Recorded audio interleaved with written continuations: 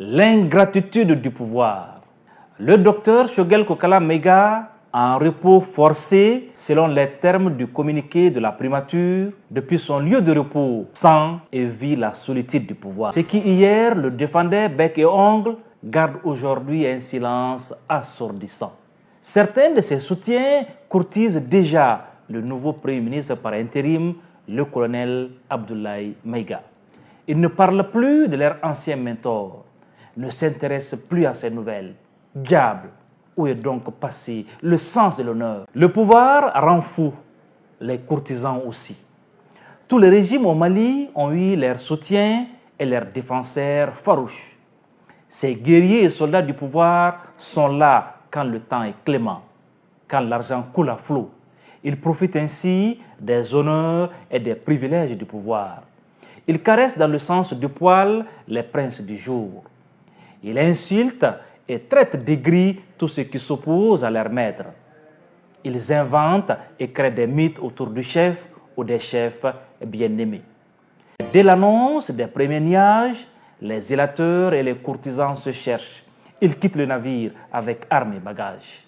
Pire, ils découvrent subitement les défauts et les failles du roi qu'ils servaient hier sans retenue, de façon aveugle et tam-tam en main.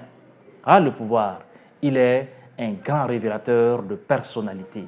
Amadou Toumani Touré a tété, que son âme repose en paix, a vécu dans son âme et dans la douleur l'ingratitude du pouvoir, l'ingratitude des hommes.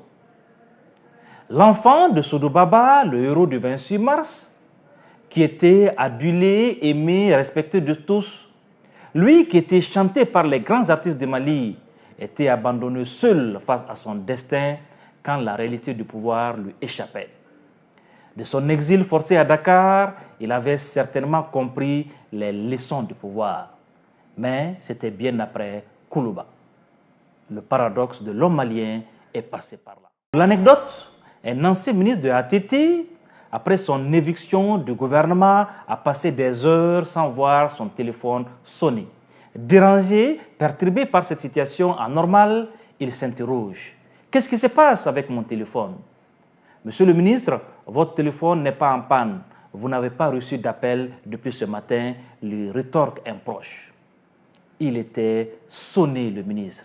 Il venait de comprendre le vrai visage des courtisans, des laudateurs. Ainsi va malheureusement la politique. Cette ingratitude des hommes face au pouvoir est une leçon pour ceux qui gouvernent ou qui seront appelés à gouverner. L'humilité en tout temps et en toutes circonstances doit être la règle, car tout pouvoir est provisoire.